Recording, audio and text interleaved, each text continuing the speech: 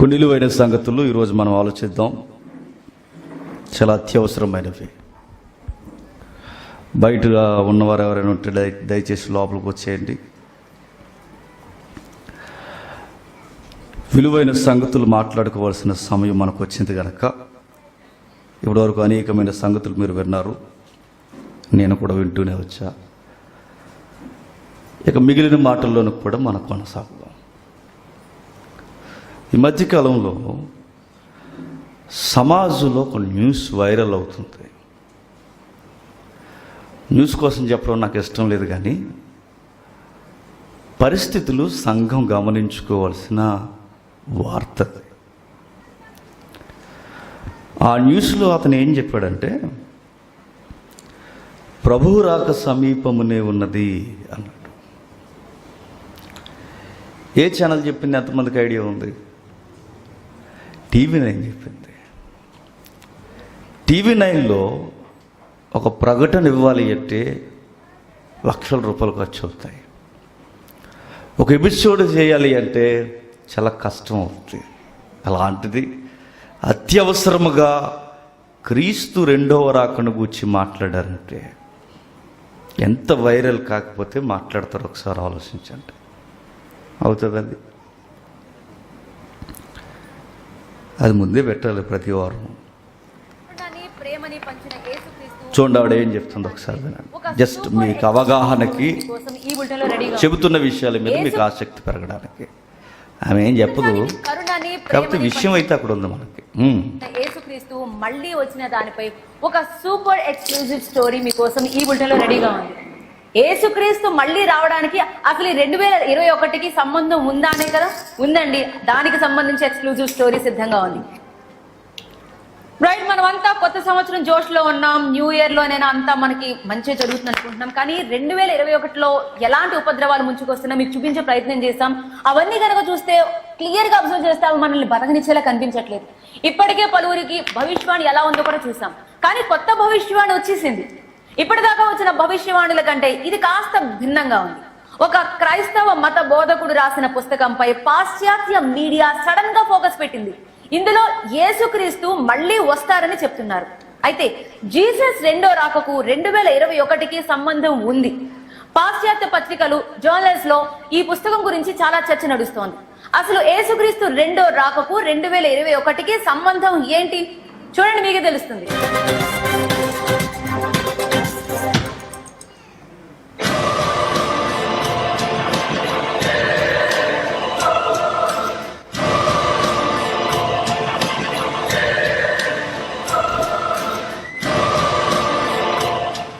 రెండు 2021లో విధ్వంసాలు జరుగుతాయని నోస్ట్రాడమస్ జోస్యం.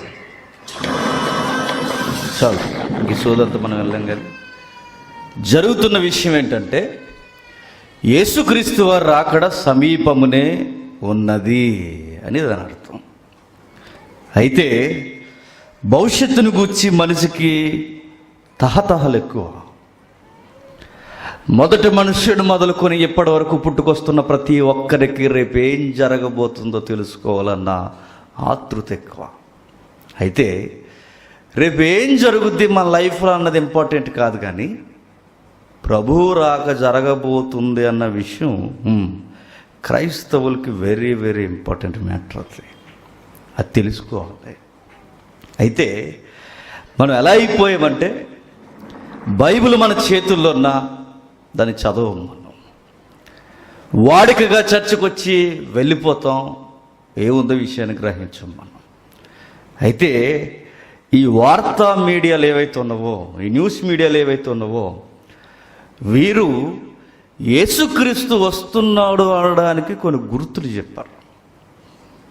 కానీ బైబిల్ ఎరిగిన వారుగా వారు చెప్పితే మనం ఏమైనా ఈ స్టేజ్లో మనం చెప్పండి ఉండకూడదు, మనమే వాళ్ళకి చెప్పాలి.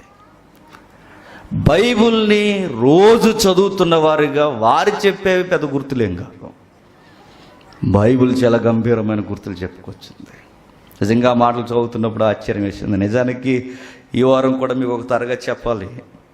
ఎపిసోడ్ 3 ఏంటది? చెట్లు గుచ్చి అవలా కుదరట్లా. చూద్దాం మరి ఆటి అదృష్టమో మీ అదృష్టమో. చూద్దాం. ఒక విచిత్రమైన వచనం ఉంది. దానియేలు గ్రంథం 12వ అధ్యాయం, దానియేలు గ్రంథం 12వ అధ్యాయం 4వ వచనం. దానియేలు గ్రంథం 12వ అధ్యాయం 4వ వచనం. దానియేలు, నీవి మాటలను మరుగు చేసి అంత్యకాలము వరకు ఈ గ్రంథమును ముద్రింపుము. చాలామంది నలుదిశలా సంచరించినందున తెలివి అదుకమగునని అని నాతో మాట్లాడు గాబ్రియేలును అతడు చెప్పెను. దానియేలు అనగానే గుర్తుపెట్టుకోండి, మహాసామ్రాజ్యాన్ని పరిపాలించిన చక్రవర్తులు కూడా దీర్ఘదర్శి. ఎవరు? దానియేలు గారు. ఆయన ఎంత గొప్పవాడంటే, నెక్స్ట్ ఏ రాజ్యం ఈ భూమండలాన్ని పాలించబోతుందో ముందే ఎరిగినవాడు. అలాంటి వారు ఈరోజు లేరులేండి. పేర్లు ఉన్నాయి తప్ప చెప్పండి, మనుషులు లేరు. అయితే పరిస్థితులను బట్టి ఏ రాజ్యం ఏ రోజు ఎలా పాలించబోతుందో చెబుతూనే అంత్య దినాలు అంటే ఇక లాస్ట్ టైమింగ్స్లో ఒక విషయాన్ని మీరు అబ్జర్వ్ చేయమని సొసైటీకి ఒక మెసేజ్ దానియేలు అంటాడు. భగవంతం యేసుక్రీస్తు వారు వస్తున్నారు అనడానికి గుర్తుల్లో ఒక గుర్తు ఏంటో తెలుసా? సూర్యుడు ఎరిపెక్కడం తర్వాత విషయం, చంద్రుడు రంగు మార్చుకోవడం తర్వాత విషయం, సొసైటీలో భూకంపాలు పరిస్థితులు రావడం తర్వాత విషయం. యేసుక్రీస్తు రాక సమీపమనే ఉంది అనడానికి పూర్వం దానియేలు కాలంలోనే ఇచ్చిన గుర్తు ఏంటంటే చెప్పండి, ఈ అప్డేట్ టెక్నాలజీ అట. ఎంతమందికి ఈ మాట అర్థమవుతుందో నాకు తెలియదు. రాయబడిన మాట ఏంటంటే, జనులు నలుదిశలా చెప్పండి సంచరిస్తారు. అంటే కంట్రీ నుంచి కంట్రీకి, ఊరు నుంచి ఊరికి, పట్టణాల నుంచి పట్టణాలకి మారుతున్నప్పుడు మనుషులు ఏమి నేర్చుకుంటారంటే కల్చర్ నేర్చుకుంటారు, నాలెడ్జ్ నేర్చుకుంటారు, డెవలప్మెంట్ నేర్చుకుంటారు. ఈ నేర్చుకునే పురోగభివృద్ధట చెప్పండి ప్రభు సమీపమునే ఉన్నాడు అనడానికి గుర్తట. ఒక 20-30 సంవత్సరాల క్రితం ఐస్ క్రీమ్ బండివాడు ఫోన్ మాట్లాడాడంటే వింత. అర్థమైందా? కూరగాయల బండెట్టుకున్నవాడి దగ్గర సెల్ ఫోన్ ఉందంటే వింత. ఈరోజు కామన్ అయిపోయింది. బాత్రూమ్ క్లీన్ చేసేవారు కూడా టచ్ స్క్రీన్ వాడుతున్నారు, చూసారా? ఈ టెక్నాలజీ మనిషి సుఖపడుతున్నాడు అనడానికి గుర్తు కాదు, భవిష్యత్తు ఇంకా మెరుగ్గా ఉంటుంది అనడానికి గుర్తు కాదు. మరి రోజు రోజుకి ప్రతి ఒక్కడికి పెరుగుతున్న నాలెడ్జ్ దేని గుర్తంటే నీ వరుడు సమీపమునే ఉన్నాడు. అమెరికాలో ఒకరోజు వైర్లెస్ ఫోన్ మాట్లాడుతుంటే ఇండియన్స్ అక్కడికి వెళ్ళినప్పుడు ఆశ్చర్యపోయేవారట. ఏమని? వైర్ లేకుండా ఎలా మాట్లాడుతున్నారు అని. ఈరోజు మనకు అలవాటు అయిపోయింది.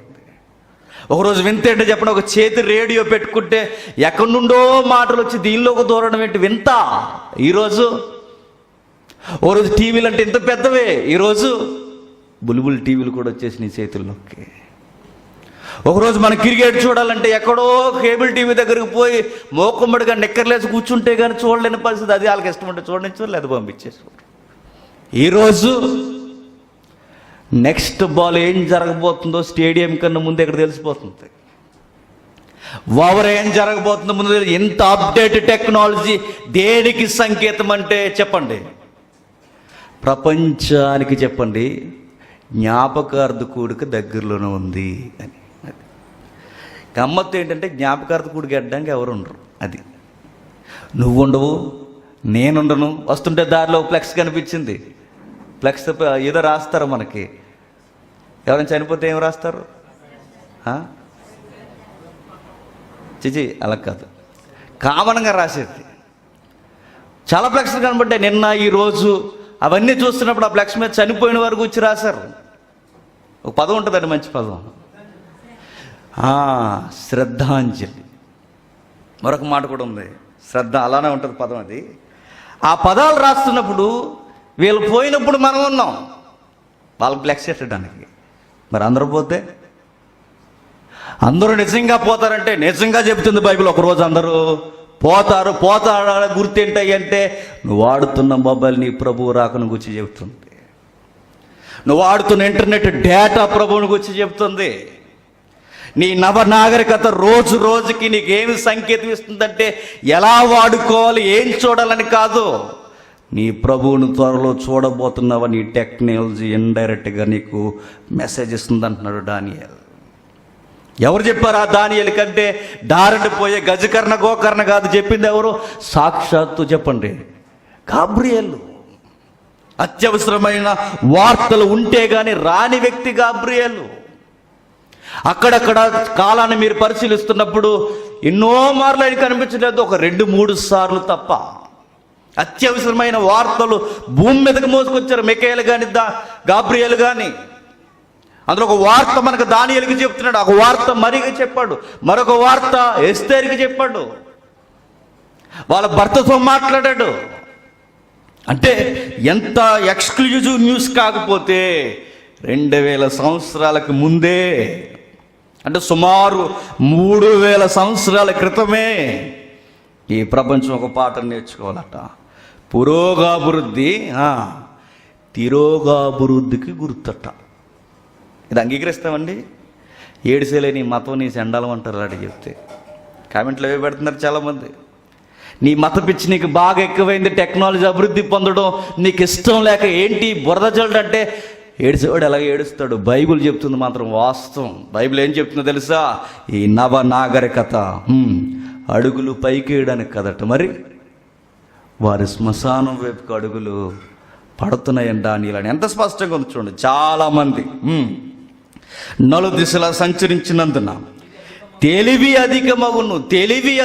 దాని అర్థం ఏంటి చెప్పండి? తెలివి అంటే ఒకప్పుడు, నేను మళ్ళీ చెప్తున్నాను, ఈరోజు మనకి ఈ ప్యాంటు షర్ట్లు వేసుకోవడం మనకు తెలుసా? ఎలా నేర్చుకున్నారు? ఎక్కడ వారు అక్కడికి వెళ్ళారు చెప్పండి, అక్కడి వారు ఇక్కడికి వచ్చారు. ఒకప్పుడు ఈ వంటలు కాదు మనకి అంత చెప్పండి. కోల్డ్ రైస్ బ్యాచ్ అంతా తెలుసుగా, కోల్డ్ రైస్ అంటే ఏంటో విన్నవాళ్ళకి తెలుస్తుంది. సద్దనం బ్యాచ్ మనం అందరం. అవి తిన్నవారికి అందరికీ ఈరోజు రకరకాల వంటకాలు. ఇవన్నీ ఎలా వచ్చాయి? అక్కడికి వెళ్ళారు, అక్కడ నుండి ఎక్కడికి వచ్చారు. నలుదిశలా సంచరించి ఒకరినొకరు చూసుకొని నాలెడ్జ్ గెయిన్ చేసుకుంటున్నారట, నేర్చుకుంటున్నారట. బట్టలు వేసుకోవడం ఏంటి, తినడం ఏంటి, సంబంధాలు ఎలా ఉండాలి, ఒకరితో ఒకరు సంభాషణ ఎలా ఉండాలి, ఇలాంటి డయాస్ మీద నిలబడినప్పుడు ఎంత స్టైలిష్గా మాట్లాడాలి. యాంకర్ల దగ్గర నుంచి చూస్తున్నారుగా వాళ్ళ డ్రెస్ కోడ్లు, అవి ఫారిన్ కల్చర్ అంతా. ఇవన్నీ ప్రపంచమంతా ఇంత నాలెడ్జ్ సంపాదించుకుంటున్నప్పుడు ఎక్కడికి పోతుంది ఈ ప్రపంచం అంటే? ఎక్కడికి పోదు, ప్రభువుని ఎదుర్కోవడానికి పోతుందట. అంటే ఈ లెక్కన మనకి నాలెడ్జ్ బాగా వినండి. టెక్నాలజీ రోజు రోజుకి పెరుగుతున్నప్పుడు క్రైస్తవులుగా మనకు అర్థం కావాల్సింది ఏంటట చెప్పండి? ప్రభు సమీపంలో. మనకు అలాగ అర్థం లేదు. 1 GB సరిపోవట్లేదని అర్థమైంది మనకి. 2 GB డైలీ 2 GB సరిపోవట్లేదని అర్థమైంది మనకి. ఇంకా నాన్ స్టాప్ డేటా ఇచ్చి ఆఫర్స్ ఏమన్నా ఎత్తుక్కున్నాం మనం. గుర్తుపెట్టుకో, ఆ రోజు ప్రభు ఎదుట జీబీలు ఎన్నో నిలబడ్డానికి సరిపోవు.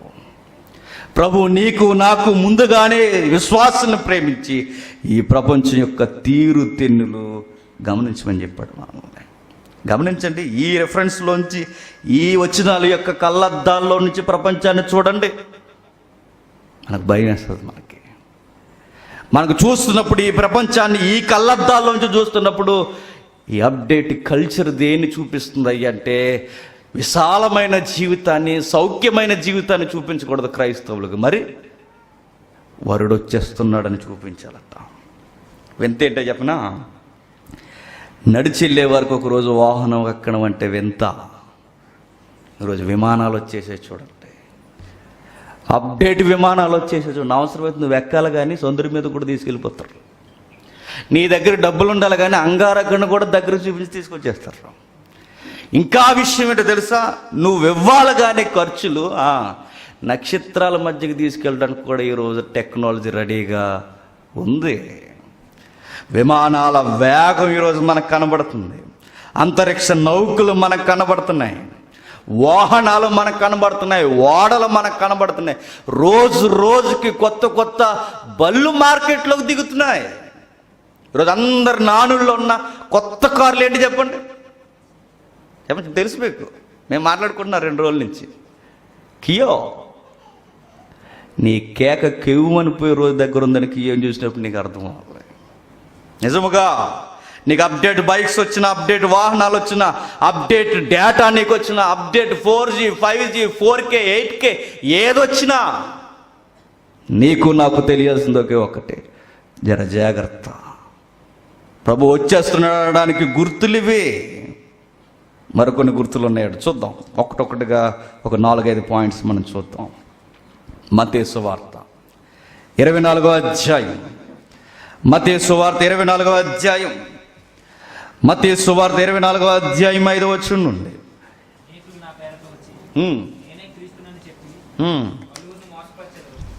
నేనే క్రీస్తునని చెప్పి పలువురిని మోసపరచెదరు, మరియు మీరు యుద్ధములను గూర్చి, యుద్ధ సమాచారములను గూర్చి వినబోదురు.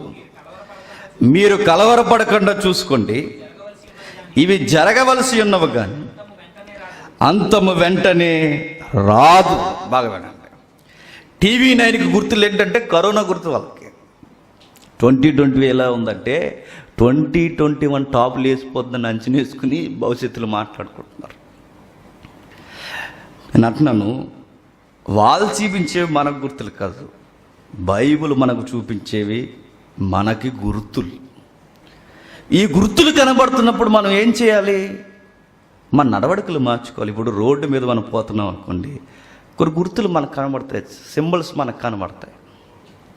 జెబ్రా క్రాసింగ్ అడ్డంగా వచ్చింది అనుకోండి, జెబ్రాలు వెళ్తాయని కాదు, ఏంటి దాని అర్థం? మనుషులు వెళ్ళే ప్రాంతం జర జాగ్రత్తగా వెళ్ళు అని. రోడ్డు మీద కొన్ని బాణం గుర్తులు లెఫ్ట్కో రైట్కో మనకు కనిపిస్తుంది అనుకోండి, టర్న్ అయ్యే రూట్ రాబోతుంది, జాగ్రత్త అని గుర్తు మనకి. కొన్ని గుర్తులు మనకు చూపిస్తున్నప్పుడు నీ వేగాన్ని తగ్గించుకోవాలో లేకపోతే నీ మార్గాన్ని మలుచుకోవాలో ఇవి గుర్తులు మనకి.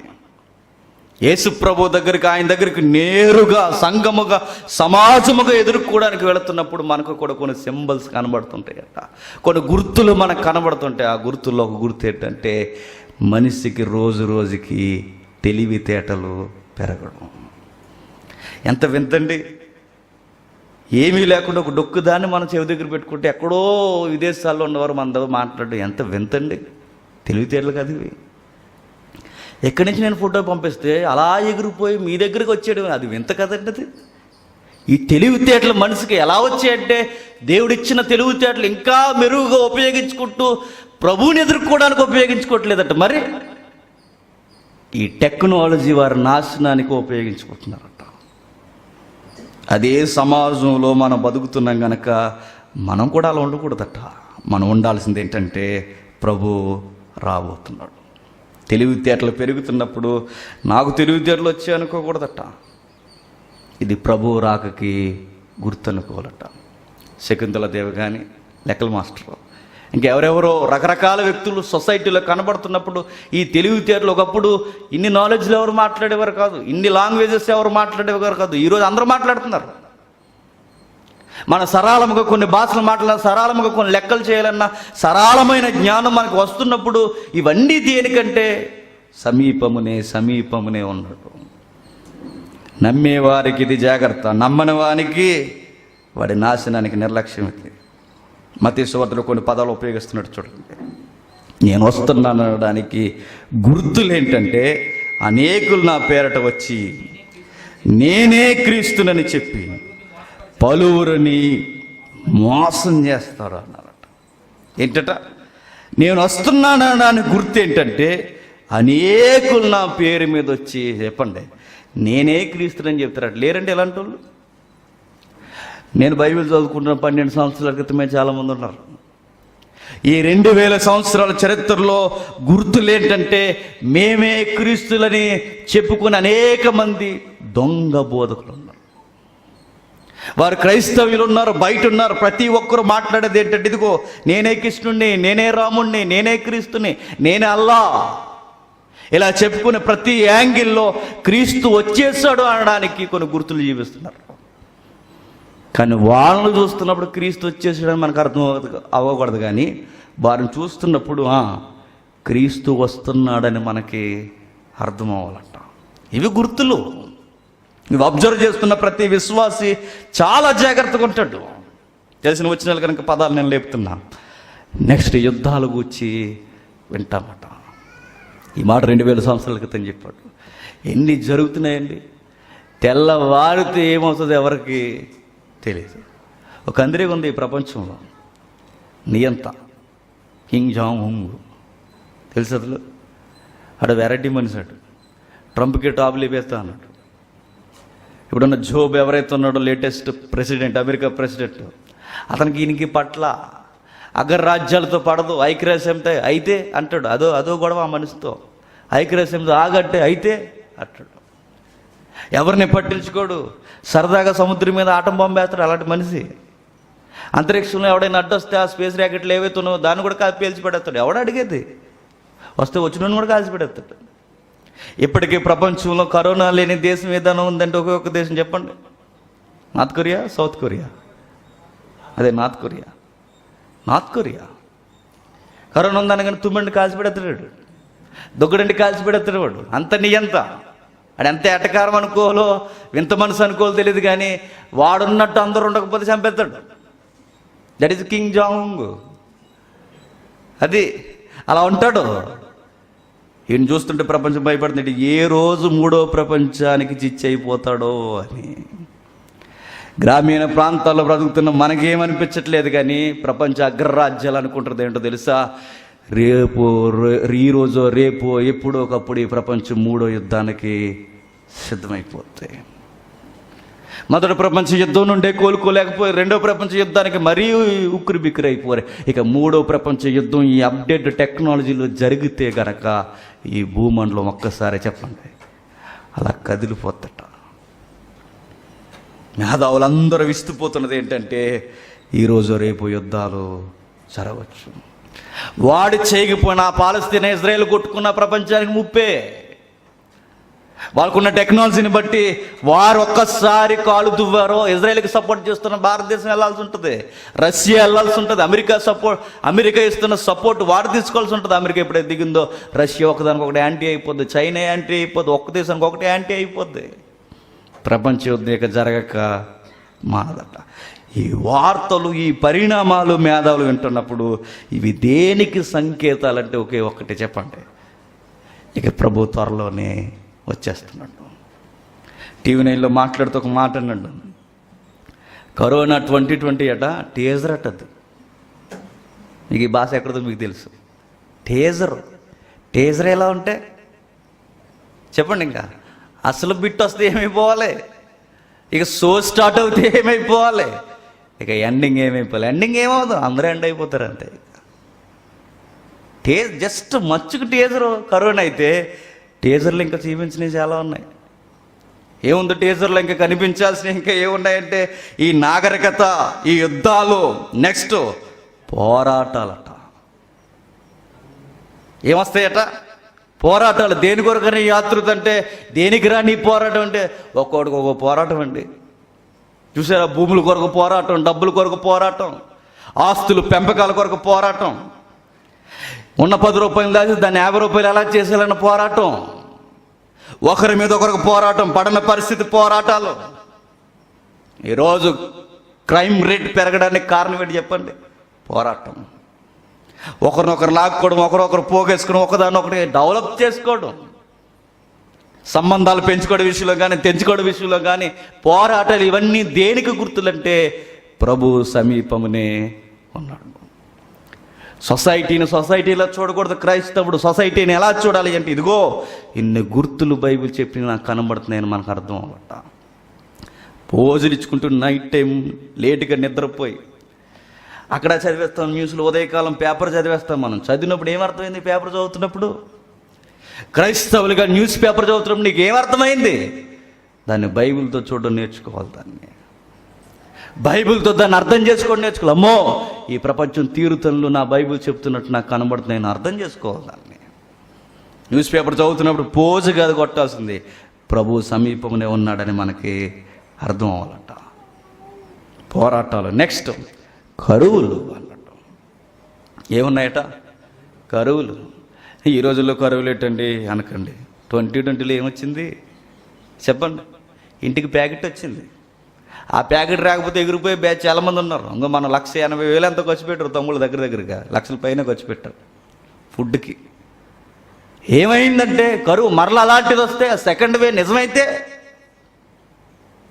చూసాం మొన్నే ఈ లాక్డౌన్లో తిండి తిప్పల్లో కాస్త మెరుగైన స్థితి బాగుంది కనుక అలా బండి గండికి వచ్చేసాం. కానీ ఇది గవర్నమెంట్ జాబ్ కాకపోతే, నీ కూలి దాచుకున్న రేట్ నీకు లేకపోతే, రేపు ఏం జరగబోతుందో నీకు తెలియకపోతే నీకు అన్నం పెట్టేది ఎవడో? అవసరమైతే ఎలా ఉంటుందో చెప్పిన పరిస్థితి, మట్టి దంచుకుని తినే రోజులు కూడా రావచ్చు. ఏమైంది చూడండి, మొన్నే జరిగింది. ప్రపంచంలో గవర్నమెంట్ ఎంప్లాయీస్ మొదలుకొని చాలామంది విలవల్లాడిపోయారు. డబ్బులున్న బయటికి వెళ్ళే పరిస్థితి లేదు. నేను చెప్తున్నాను, డబ్బులు మన దగ్గర ఉండి నిత్యావసరాలు ఎవడ అమ్మకపోతే డబ్బులు తింటావా చెప్పు? ఫ్రై చేసుకుని ఏం చేస్తాం?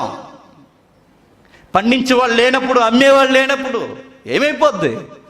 ఈ కరువులు, ఈ విలయతాండం, ఈ లాక్డౌన్ నాకేం నేర్పించిందంటే, ఇదిగో ఈ కరువు కాటకం నా వరుడు వస్తున్నాడని నాకు నేర్పించింది.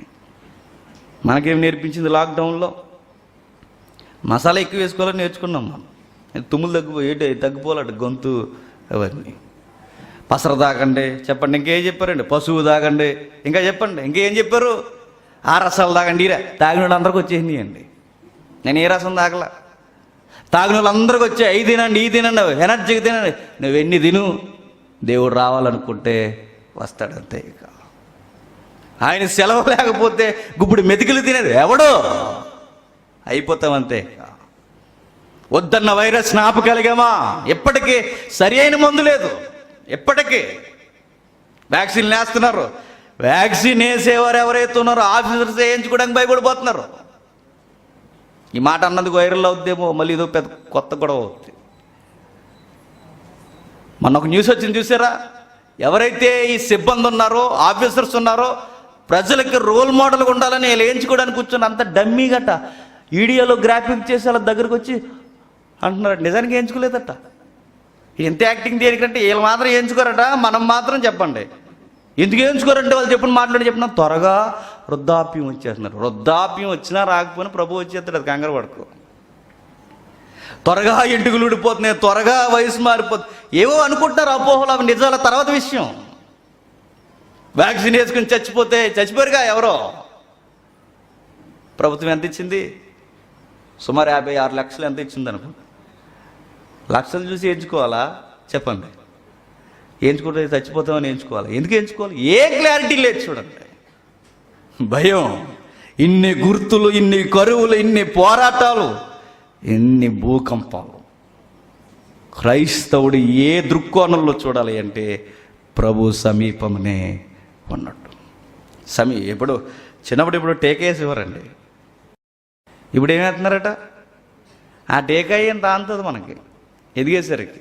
ఇప్పుడు అదేస్తే పడితే సరే, పడకపోతే ఎంత సంగతిలేక సెత్తగించవాళ్ళను. ఎన్ని ఇబ్బందులు. నెక్స్ట్ చెప్తున్నాడు, భూకంపాలు. విచిత్రమైన పదం ఒకటి ఉంది, అభ్యంతరాలు అంట. ఏంటట? సంఘంలో కూడా ఏమొస్తున్నాయి చెప్పండి? దేనికి గుర్తువే? అభ్యంతరాలు దేనికి గుర్తు? వరుడు త్వరగానే వస్తున్నాడు. పక్కన కూర్చున్న విశ్వాసులు కూడా పట్టలేదు. బోధకులకు పడడం లేదు. ఒకరంటే ఒకరికి సఖ్యత కుదరట్లేదు. అది కుటుంబంలో అయినా, సంఘంలో అయినా, సమాజంలో అయినా, బోధకులైనా, విశ్వాసులైనా ఈ పడని అభ్యంతర పరిస్థితులు, సహించలేని ఈ పరిస్థితులు దేనికి గుర్తంటే, ఇన్ని గుర్తులు నాకు ఏం చూపిస్తుందంటే ఇంకేం చేద్దామని నాకు ఒక గుర్తు నేర్పిస్తుంది.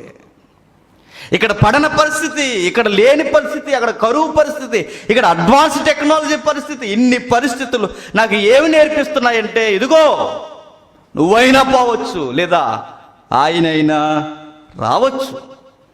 ఇవి రాకడకు సమీపముగా ఉన్న దినములో, దానియేలు కాలంలోనే జాగ్రత్తగా ఉండమని 3000 సంవత్సరాల క్రితం చెబితే ఇన్ని గుర్తులు బాహటంగా ఉదయం లేచిన మొదలుకొని సాయంత్రం వరకు ఈ దేవుని కళ్ళద్దాలో వచ్చి నేను చూసినప్పుడు నాకు ఇంత బాహటంగా కనబడుతున్నా నాకు అర్థం కావట్లేదంటే కారణం ఏంటి చెప్పినా, చూసి మనం ఏమీ అర్థం చేసుకోకుండా మనం బతికేస్తున్నామట. అభ్యంతరాలు కలుగుతాయట, ద్వేషములు కలుగుతాయట. ఏంటివి? ద్వేషం. అత్త అంటే కోడలు పడదు, కోడలంటే అత్తకు పడదు, భర్త అంటే భార్యకి పడదు, తమ్ముడు అంటే అన్నయ్యకి పడదు, అన్నయ్య అంటే తమ్ముడికి పడదు, సహోదరులకు ఒకరికొకరు పడదు, సహోదరులకు ఒకరికొకరికి పడదు. ఇవన్నీ ఏంటి? కారణం ఒకే ఒకటి, ఇంక అయిపోయింది. ఈ ప్రపంచ నటనిక చెప్పండి గతించిపోయే రోజుల దగ్గరలో ఉన్నాయి. దానియేలు కాలానికి టెక్నాలజీ లేదేమో కానీ ఈరోజు ఉంది. గాబ్రియలు చెప్తున్న టయానికి ఆ టెక్నాలజీ లేదేమో కానీ ఈరోజు ఉంది. ఆ రోజే దానియేలు జాగ్రత్త పడితే అన్న మాట ఈ రోజు నెరవేరిపోతుంటే మనం ఎంత జాగ్రత్త పడాలి? ఉందండి జాగ్రత్త మనకి? లేదు, మనకి మురిసిపోతున్నాం మనం.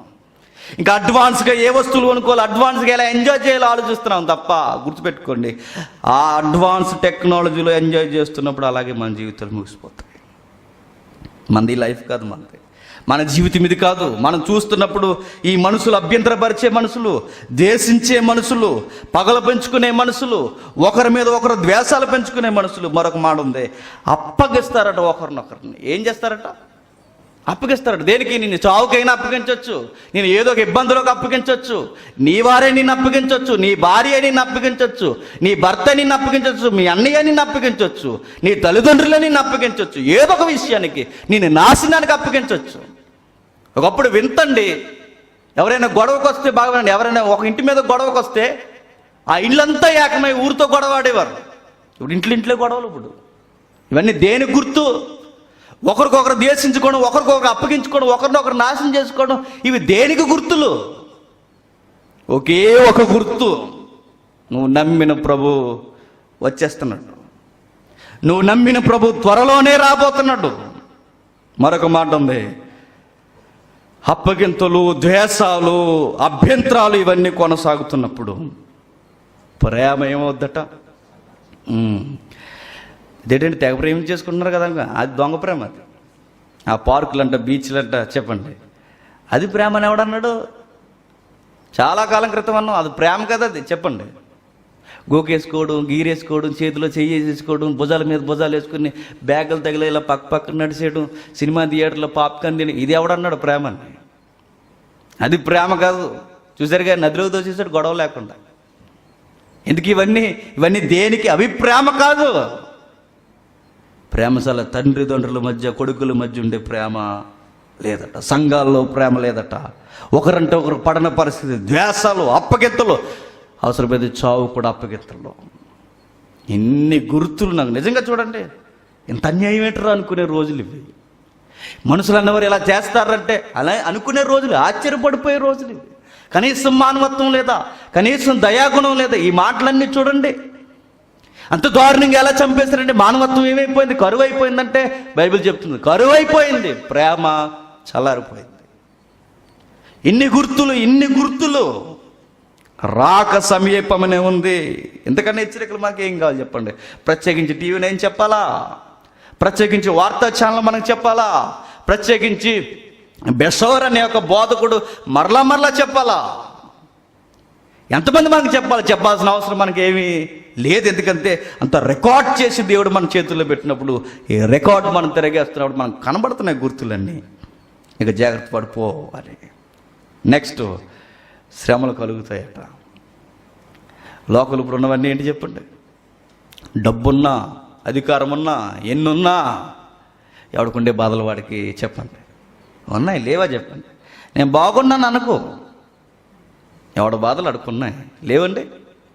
ఎవరి బాధలు వాళ్ళకు ఉన్నాయి. చిరంజీవికి ఉండే బాధలు చిరంజీవికి ఉన్నాయి, చెప్పండి. పవన్ కళ్యాణ్కి ఉండే బాధలు పవన్ కళ్యాణ్కి ఉన్నాయి, జగన్ గారికి ఉండే బాధలు జగన్ గారికి ఉన్నాయి, పంచాయతీ నెంబర్లకు ఉండే బాధలు పంచాయతీ నెంబర్లకు ఉన్నాయి. ఇప్పుడు ఇంకా బాధలు ఉంటాయి. పంచాయతీ వేస్తే ప్రెసిడెంట్లకు ఉండే బాధలు ప్రెసిడెంట్లకు ఉంటాయి. చెప్పండి, ఎవడ బాధలు అడుకున్నాయి. సంసార బాధలు ఉన్నాయి, స్నేహంలో బాధలు, ఎవరి బాధలు వాళ్ళకు ఉన్నాయి, ఎవరి శ్రమలు వాళ్ళకి ఉన్నాయి. ఈ లోకంలో, ఈ శ్రమలు, ఇవన్నీ మరల నేను చెప్తున్నా, ఇవన్నీ నీ గుర్తులయ్యా, నువ్వు రెడీ అయిపో అంటానికి. రెడీ అయిపో, ఆయన వచ్చేస్తాడు. ఇక చివరిగా క్రైస్తవులు మదిలో ముద్రించుకోవాల్సిన మాట ఏంటంటే హతసాక్షులు లేస్తారట. ఎవరు? హతసాక్షులు. చంపేస్తారు దేవుని పిల్లల్ని. మీరు చూడండి, అప్పుడప్పుడు చదువుతున్నారు లేదా, క్రైస్తవం చంపుతున్నారు దారుణంగా. దేవుని వాక్యాన్ని బోధిస్తున్న వారిని రక్తం కారేలా కొడుతున్నారు. మీరు చూడండి కావాలంటే వార్తల్లో. హతసాక్షులు కళ్ళ ముందు కనబడుతున్నారు. దేవుని సువార్తను పట్టుకుని తిరుగుతున్న వారిని ఆహుతి చేయడానికి చూస్తున్నారు, చంపేస్తున్నారు. తుపాకులు పెట్టి పేల్చేస్తున్నారు, గొంతులు కోసేస్తున్నారు, ఏదో విధంగా సేవకుల్ని హతం చేసేస్తున్నారు, కనబడకుండా వారిని చేసేస్తున్నారు. ఇవన్నీ దేనికి గుర్తులంటే ఒకే ఒక్కటి, ఈ హతసాక్షులు కూడా నాకు చెబుతున్నారు సాక్ష్యం, ప్రభు సమీపంనే ఉన్నాడు. మరొక గుర్తు ఏంటంటే పేతురు రాసిన 2వ పత్రిక. త్వరగా చాలా మాకు అర్థమైపోయింది, ఇంటికి వెళ్ళిపోతాం అనుకంటే కొన్ని మాటలు ఉన్నాయి. పేతురు రాసిన 2వ పత్రిక 2వ అధ్యాయం, పేతురు రాసిన 2వ పత్రిక 2వ అధ్యాయం మొదటి వచనం నుండి, మరియు అబద్ధ ప్రవక్తలు ప్రజల్లో ఉండిరి, అటువలే మీలోను అబద్ధ బోధకులుందురు, వీరు తమను రక్తమిచ్చుకొనిన ప్రభువును కూడా విసర్జించుతూ తమకు తామే శీఘ్రముగా నాశనము కలుగజేసుకొనుచు నాశనకరముగు భిన్నాభిప్రాయాలను రహస్యముగా బోధిస్తారు. మనం ప్రతి వారం ఏమంటున్నామండి? ఏమంటున్నావు అని అడగకూడదు. ఏమంటున్నాం? వాక్యం వింటున్నాం. ఇక చాలామంది సహోదరులు అయితే మీరు ఎక్కడే వింటారు, ఆదివారం చాలామంది లైవ్లు వింటారు, అనేక ప్రసంగాలు ఎందరెందరో వింటారు. ఒక మాట చెప్పండి, దీనికి ఉన్న పేరు ఏంటంటే బోధ. అనేక బోధలు వింటున్నప్పుడట ఒక గుర్తు కనబడుతుందట. ఆ గుర్తు ఏంటంటే భిన్నమైన బోధ. ఈరోజు చూడండి ఎన్ని వింతైన బోధలు కనబడుతున్నాయి, చూసారా? ఈరోజు వింతైన బోధ అంటే చెప్పిన అబద్ధం ఆడొచ్చట కదా, ఎదుటిని బాధ పెట్టకుండా ఆడొచ్చు. ఎక్కడుందరా బైబిల్ అంటే? ఎక్కడ ఉండదు. మరి ఈ బోధ ఎలా అంటే అదే భిన్నమైన బోధ. సినిమా చూడొచ్చట, మంచి సినిమా చూడొచ్చట. ఎక్కడుంది మంచి సినిమా? చెడ్డ సినిమా ఉందా? చూడొచ్చట. పర్లేదట. చాలా రకరకాలు చెబుతున్నారు చూడండి. ఇవన్నీ అబద్ధం ఆడొచ్చు, వ్యభిచారం చేయొచ్చు, ఇంకా ఇలాంటివన్నీ ఎలా ఉంటాయంటే మీరు గుర్తించండి, బైబిల్లో లేని భిన్నమైన బోధ. ఒక ఆయన అంటాడు యేసుక్రీస్తు మా దగ్గర ఉన్నాడు అంటాడు, ఒక ఆయన అంటాడు వచ్చేసాడు అంటాడు, ఒక ఆయన ఇక రాడంటాడు, మనం వెళ్ళిపోవాలంటాడు. రకరకాల భిన్నమైన బోధలు. ఈ బోధలు ఎంత వింతగా ఉన్నాయి చూడండి. ఈ వింతైన బోధలు బైబిల్ని దాటి మాట్లాడుతున్న బోధలు. ఇవన్నీ ఎలా ఉంటాయంటే శీఘ్రముగా తమ్మును తాము నాశనం చేసుకుంటారట. వారి భిన్నాభిప్రాయాలు రహస్యముగా బోధిస్తారట. చాలామంది చూసారా, ఓ మాట అంటారండి చాలామంది ప్రసంగికుల దగ్గర, నేను అన్నాను ఇది ఓపెన్గా చెప్పకూడదంటారా. ఓపెన్గా చెప్పకూడని మాట కూడా బైబిల్లో ఉందా? ఇది ఓపెన్గా చెప్పకూడదు, నువ్వు పర్సనల్గా కలుగు నీకు చెబుతా అంటాడు. అంటే ఈ మాట దేనికి గుర్తు? రహస్యంగా మాట్లాడుకునే బోధ ఉందా? అంటే అందరికి ఒక బోధ, మెచ్యూరిటీ ఉన్న వారికి ఒక బోధ, అలా ఉందా? ఏంటి మాటలన్నీ దేనికి గుర్తు? పోనీ నీకు తెలియదని ఒప్పుకో, నీకు తెలియదు అంతేగాని కాకమ్మ కబుర్లు చెప్పడానికి నువ్వేదో దొమ్మరేసాలు వేస్తూ దొంగ పనులు చేస్తూ దాన్ని సపోర్ట్ చేసుకోవడానికి దొంగ రెఫరెంట్ దొంగ పనులు చేస్తే ఇది అందరికీ చెప్పకూడదు సి అంటారని రహస్యంగా చెప్తారట. ఎక్కడున్నాయి ఇవన్నీ? ఇన్ని భిన్నమైన బోధలు, ఇన్ని వక్రమైన మాటలు నాకు నీకు ఏవి నేర్పిస్తున్నాయంటే ప్రభు సమీపమునే ఉన్నాడు. టెక్నాలజీ నాకు నేర్పిస్తుంది, సమీపమున ఉన్నాడు. అబద్ధ క్రీస్తులు నేర్పిస్తున్నారు, సమీపంలో ఉన్నాడు. యుద్ధాలు మనకు నేర్పిస్తున్నాయి, వాటి యొక్క ఉనికి వార్తలు మనకు నేర్పిస్తున్నాయి, సమీపంలో ఉన్నాడు. పోరాటాలు సమీపంలో ఉన్నాడు. కరువులు ఆటంకాలు సమీపంలో ఉన్నాడు. భూకంపాలు అభ్యంతరాలు ద్వేషాలు అప్పగింతలు ప్రేమ లేకపోవడం శ్రమలు దేవుని పిల్లలు చచ్చిపోవడం, ఇన్ని గుర్తులు ఈ న్యూస్లో ఈ వార్తా ఛానల్లో ఈ ప్రింట్ మీడియాలో ఎలక్ట్రికల్ మీడియాలో రోజు రోజుకి ఈ వార్తలు మనం చదువుతున్న మనం నలుదిశలా సంచరించి నాలెడ్జ్ గెయిన్ చేస్తున్న మనం క్రైస్తవులం. మనం అర్థం చేసుకోవాల్సింది ఇక ప్రభు వచ్చేస్తాడు, దగ్గరలోనే ఉన్నాడు. అలాగే బతకాలంటే బతకాలని బతకడం కాదు, అది నిజమది. అలాగే బతకాలి క్రైస్తవులు. ఆయన వచ్చేస్తే నేను రెడీ అని. పౌలు అలాగే బతికేవాడు ఆయన. అపోస్తులు అలాగే బ్రతికేవాడు ఆయన. నాకన్నా ముందు చనిపోయిన వారు లేస్తారు, ఆయన వచ్చేసరికి నేను రెప్పపాటును మారిపో. అదే ఆయన విజన్. అది ఈరోజు రేపు అన్నట్టు బ్రతికేవారు, రాకుండా గుర్తెట్టుకుని బతికేవారు. ఏ రీతికి వెళ్ళాడు ఆ రీతికి వస్తానన్నవాడు, మాట ఇచ్చినవాడు తప్పకుండా వస్తాడని బతికేవారు. అసలు రాకడ గురించి ప్రసంగాలే లేవు. ఎంతసేపు ఆని తిట్టుకోవడం, ఈయన తిట్టుకోవడం, అదనుకోవడం, ఇదనుకోవడం తప్ప ప్రభు పునరుద్ధానాన్ని గురించి గుడి రాకను గురించి కానీ ఈ గుర్తుని గురించి కానీ మాట్లాడుకునే ఉన్నావా? మాట్లాడుకోరు. గుర్తుల్లో ఒక గుర్తు ఏంటి చెప్పినా నాకు చాలా భయం వేసిందండి. ఆ గుర్తు నాకు లాస్ట్ ఇయర్ భయం వేసింది. ఆ గుర్తు ఏంటో చూద్దాం ఒకసారి. లూకా సువార్త 21వ అధ్యాయం. లూకా సువార్త 21వ అధ్యాయం 34వ వచనం నుండి.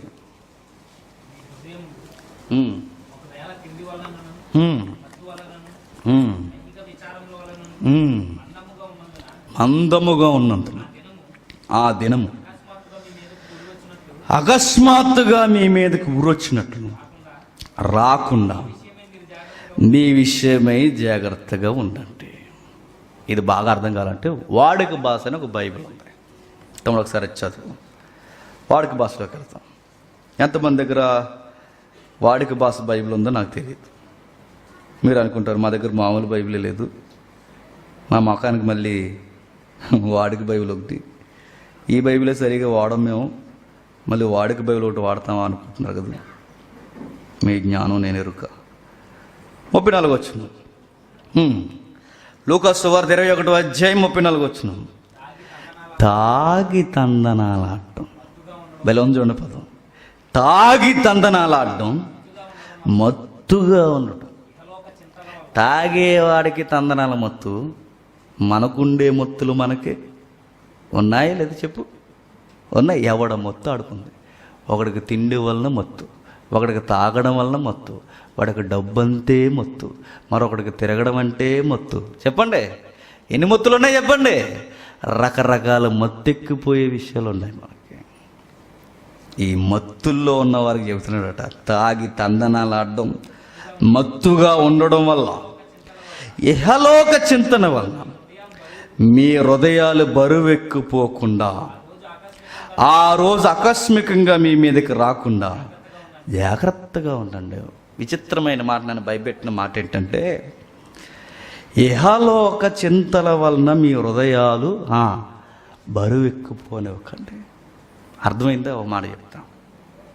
ప్రతి ఒక్కరికి బాధలు ఉంటాయి కదండి, ఎవరి బాధలు అనుకున్నాయి. ఆ బాధల్లో ఉన్నప్పుడు, ఆ ఇబ్బందులు ఉన్నప్పుడు, ఆ బాధ మనల్ని చాలా పీక్ స్టేజ్ తీసుకెళ్ళిపోతుంది. మనం ఆ బాధలు ఉన్నప్పుడు, ఈ బాధల్లో నేను కొట్టిమిట్టాడిపోయి, నేను నీరసించిపోయి, మనం దాన్ని ఏదో అంటారు ఒక పదం ఉంది, ఇక లాస్ట్కి చావే శరణ్యం అన్నట్టుగా దాన్ని ఏదో ఒక పదం ఉంటుంది, నాకు సరిగ్గా గుర్తులేదు. అలాంటి స్టేజ్కి మనం వెళ్ళిపోయినప్పుడు, డిప్రెషన్లోకి మనం వెళ్ళిపోయినప్పుడు, ఆ టైంలో ప్రభు వచ్చేస్తే మీకు అర్థమవుతుందో లేదు. నీ ఫ్యామిలీ ప్రాబ్లమో, నీ వ్యక్తిగతమైన ప్రాబ్లమో, నీ ఉద్యోగమో, ఏదో ఒకటి. చాలామంది చూసారా, ప్రాబ్లం వచ్చేసరికి అన్నం మానేస్తాం. నేను కూడా మానేసా. మనకి ఇబ్బందులు కలిగినప్పుడు, మనకు సమస్యలు కలిగినప్పుడు, మనకు బాధలు కలిగినప్పుడు, మన జీవితం ఏంటి ఇలా మనల్ని ఎంత పొడి చేస్తుంది అన్నప్పుడు, అలాంటి టైంలో ఈ లోక సంబంధమైన బాధల్లో మనం ఉండిపోయినప్పుడు, హృదయం అంతా బరువెక్కిపోయి బతకాలన్న ఆశ చచ్చిపోయినప్పుడు, ఈ లోకంలో జీవించాలన్న ఆశ చచ్చిపోయినప్పుడు, ఆ టైంలో ప్రభు వచ్చేస్తే ఏంటి పరిస్థితి? ఏంటి పరిస్థితి? నరకమే పరిస్థితి. ఎందుకో చెప్పనా, నువ్వు బాధపడవలసిన విషయం కొరకు బాధపడకుండా పనికి మాలిన విషయాల కొరకు ఈ లోకంలో బాధపడుతున్నావు. నీ సంసారం కొరకు బాధపడ్డే టైంలో ప్రభు వచ్చేస్తే నువ్వు సువార్త కొరకు బాధపడలా, అయిపోతావు. ఇక నీ వ్యక్తిగతమైన ఉద్యోగాల కొరకు నువ్వు బాధపడుతుండిపోయే టైంలో ప్రభు వచ్చేస్తే నువ్వు దేవుని కొరకు బాధపడలేదు, నీ ఉద్యోగం కొరకు బాధపడుతున్నావు, అయిపోతావు. ఇక నీ కట్టడాల కొరకు, నీ దాపరికాల కొరకు, నీ సంపాదనల కొరకు, తక్కువ సంపాదిస్తున్నాను, నేను సంపాదించలేకపోతున్నాను, డబ్బు నాకెప్పుడు పురోగభివృద్ధి రావట్లేదని ఈ బాధలు నీకు ఎక్కువైపోతే అయిపోతావే. ఇక నేను కోరుకునేది, మీరు కోరుకునేది ఎప్పుడు గుర్తుపెట్టుకోండి, మనం బాధల్లో ఇబ్బందుల్లో కూరుకుపోయి గుండె బరువు ఎక్కిపోయే టైంలో ప్రభు రాక జరగకూడదని కోరుకోండి. ఒకవేళ ఆ టైంలో ఆయన వచ్చేస్తే నేను ఆయన అలా ఎదుర్కోవడం సబబు కాదు. నా బాధల్లోంచి నేను ఎదుర్కోకూడదు, నా శ్రమలను విజయంతో ప్రభుని ఎదుర్కోవాలి. నా గుండె ఆయన కొరకు బాధపడకుండా దేని కొరకో బాధపడి, ఏ విషయం కొరకో బాధపడి నేను ఆయన ఎదుర్కొంటే ఆయన ఎదురు నేను నిలబడలేను. ఆ రోజు నా బాధతో ఆయన ఎదుర్కోకూడదు. నా బరువు ఎక్కిపోయిన ఈ లౌకికమైన విషయాల్లో కూరుకుపోయి మనం బాధపడి ఆయన ఎదుర్కోకూడదు. అది జరగకూడదండి. నేను మరలా చెప్తున్నా, ఎంతమంది జ్ఞాపకం పెట్టుకుంటారో, ఏదన్నా బాధ ఉందనుకోండి, ఎంతవరకు బాధపడాలో అంతవరకు బాధపడండి, వదిలేయండి, సమాప్తి చేసేయండి, జెండా ఊపేయండి. చాలు, దీని గురించి ఎక్కువ మాట్లాడకండి, ఎక్కువ ఊహించుకోకండి. ఎక్కువ బాధపడ్డారా అలా వదిలేండి, చిన్నగా తీసుకోండి. నెక్స్ట్ నీ ప్రభు కొరకు ఆలోచించడం స్టార్ట్ చేయి. అదే పట్టుకుని మూలకు పోయి చీకట్లో దయ్యంలో మూలం కూర్చొని తెగ ఉక్కిరి బిక్కిరి అయిపోయి, రారంటే ముఖం దిగాలు కట్టి రాను, ఆనందం అంటే తిన్ను, ఇలాంటి డొక్కేసలు వేసామనుకో, ఈ టైంలో ప్రభు వచ్చేస్తే ఇలాంటివి చేస్తే ఈ మధ్య ఫ్యాషన్ అయిపోయింది కదండి. చీటికి మాటకు గొడవ అన్నం మానేస్తున్నారు, ఏమైనా వస్తుందండి మానేస్తున్నారు, కూర్చుని పోవడం, డిప్రెషన్లోకి వెళ్ళిపోవడం, బతుకునిగానే దయ్యాల్లా కనబడుతుంటారు. మనకు చూసారా? మరి పోరా నీకు దండం అనిపిస్తుంటుంది. అలాంటి పరిస్థితుల్లో మనం ఉండడానికి వీల్లేదట. ప్రభు ఆ రోజు వచ్చేస్తే ఏంటి పరిస్థితి? ఆ మాట ఎంత బాగుంది చూడండి. తాగి తందనాలాడడం, మత్తుగా ఉండడం వల్ల, ఇహలోహ చింతల వలన మీ హృదయాలు బరువెక్కిపోకుండా, ఈ మూడు ఒకే కేటగిరీలో వేసాడు. తాగేవాడు హృదయం బరువెక్కిపోద్ది, చెప్పండి. తిండి వలన, మిగిలిన ఆశల వలన మత్తెక్కిపోయిన వాడు హృదయం కూడా బరువెక్కిపోద్ది. బాధల్లో ఇబ్బందుల్లో ఉన్నవారు హృదయం కూడా బరువు. ఈ మూడిటికి పెద్ద తేడా ఏమీ లేదట. నువ్వు ఏ మత్తులు ఉన్నావో జాగ్రత్త. శ్రమలనే మత్తులు ఉన్నావా, ఇబ్బందులనే మత్తులు ఉన్నావా, నీ హృదయం ఏ మత్తు చేత బరువు ఎక్కిపోయింది అది చూసుకో. ఎంతవరకు బాధపడాలి అంతవరకు బాధపడను, మిగిలిన జీవితాన్ని కొనసాగించాను ప్రభు కొరకు. అదే పట్టుకుని ఏలాడుతూ మీరు తిరిగారో, ఈ విషయాల్లోనే మీరు మగ్గిపోయి అలాగే జీవిస్తున్నారో, ఈరోజు రేపు ప్రభు వచ్చేస్తే ఏడు, ప్రభు రాకపోయినా నువ్వు నేను వెళ్ళిపోతే ఏంటి పరిస్థితి? ఎలా వచ్చేసేవారు అంటే, ఎక్కువ ఆలోచించి గుండెపోటు వచ్చేసేసాను ప్రభు అంటే ఊరుకుంటాడు ఆయన? దేనికి వచ్చినారో గుండెపోటు అని అడిగితే, బాధ ఎక్కువైపోయింది ప్రభు, బరువు ఎక్కువైపోయింది. దేని కొరకు? నీ బరువు ఎక్కువ. ఆ గుండె వేగం ఎందుకు ఆగిపోయింది? నీ బరువు దేవుడు కొలుస్తాడట. మరొక మాట, సహజంగా గుండెపోట్లు ఎందుకు వస్తాయండి? ఒకటి శ్రమ ఎక్కువైపోవాలి, ఏదో కొవ్వు ఎక్కువైపోవాలి.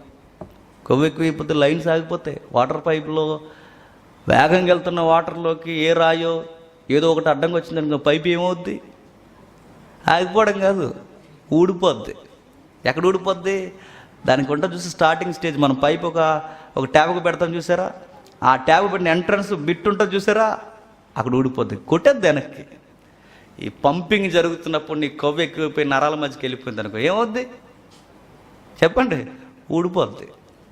జీవితం ఇక అయిపోద్ది. ఇక మన జీవితం గుర్తుపెట్టుకోండి, కొవ్వు ఎక్కువైనా నీకు ప్రమాదం, మత్తు ఎక్కువైనా నీకు ప్రమాదం, నీ హృదయం బరువు ఎక్కిపోయినా నీకు ప్రమాదం. ఈ టైంలో ప్రభు వస్తే జర జాగ్రత్త అంటుంది బైబిల్లో. మరొక మాట చూద్దాం త్వరగా. యాకోబు పత్రిక 5వ అధ్యాయం, యాకోబు పత్రిక 5వ అధ్యాయం ముగించుకుందాం త్వరగానే. యాకోబు పత్రిక 5వ అధ్యాయం 8వ వచనం ఉంటే, ప్రభు రాక సమీపించుచున్నది కనుక మీ హృదయాలను స్థిరపరచుకోండి. చదువు. ప్రభు రాక సమీపించుచున్నది కనుక మీరును ఓపిక కలిగి ఉండుడి, మీ హృదయములను స్థిరపరచుకునుడి. సహోదరులారా, మీరు తీర్పు పొందకుండా నిమిత్తము ఒకరి మీద ఒకడు, ఈ మాట కోసం చదివిస్తాం. ఎలా ఉండకూడదంట ప్రభు వచ్చే టైంకి?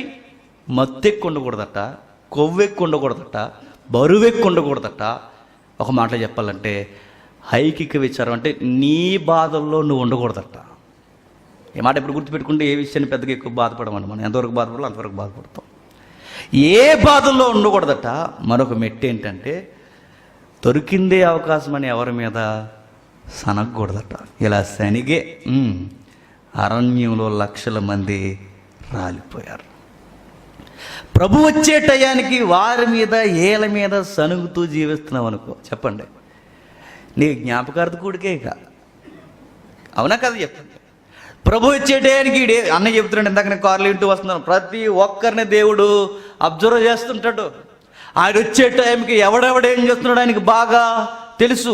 ఆయన వచ్చే టయానికి పక్కింటోడు జనం లోపలికి వచ్చిన తెగ సనిగెత్తున్నావు అనుకో, నేనేం చేసి చంపేస్తాడు ఆయన. నువ్వు ఏ సనుగులాట్లో ఉన్నావు.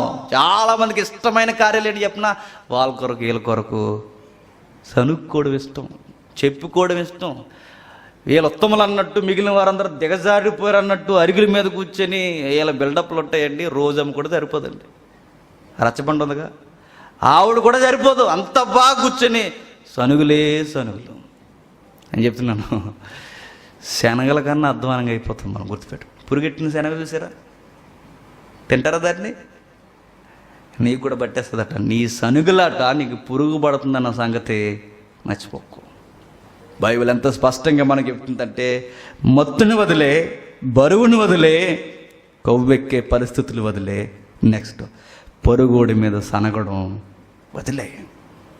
నేడో రేపో రాబోతున్నాడు, ఇదిగో ఇన్ని గుర్తులు, తిరుగుతేట్ల మనుషులు పెరుగుతున్నాయి.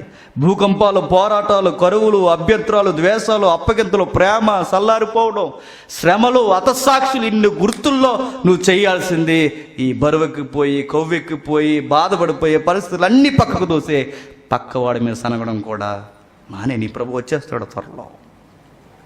మరొక మాట, ప్రకటన గ్రంథం 19వ అధ్యాయం. ప్రకటన గ్రంథం 19వ అధ్యాయం. ప్రకటన గ్రంథం 19వ అధ్యాయం 11వ వచనం.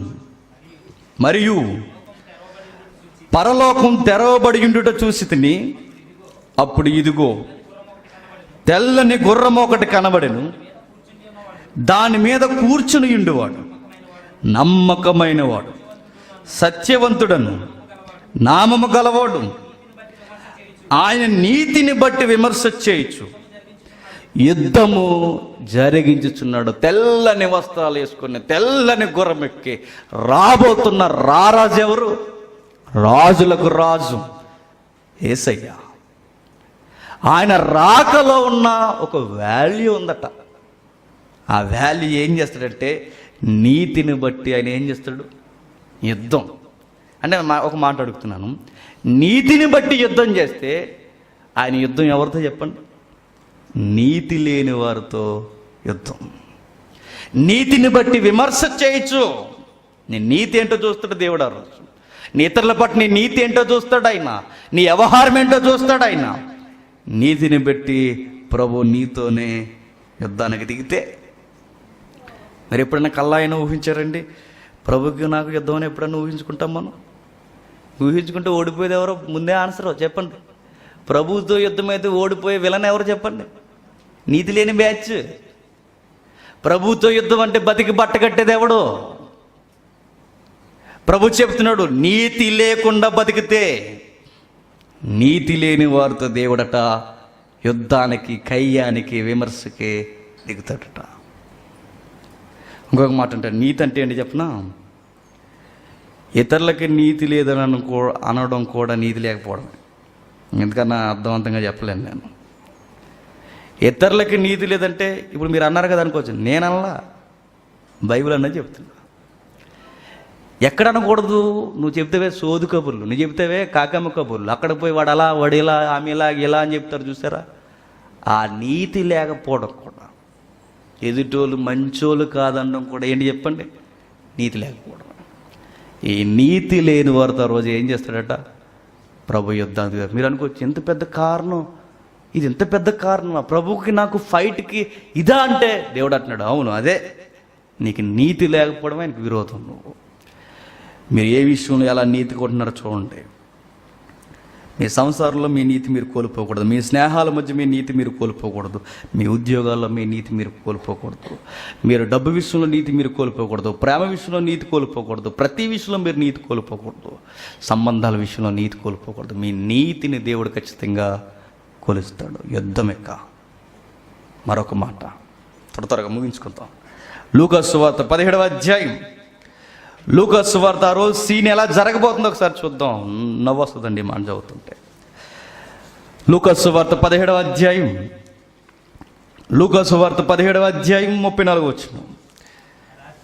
ఆ రాత్రి ఇద్దరు ఒక మంచం మీద ఉందరు.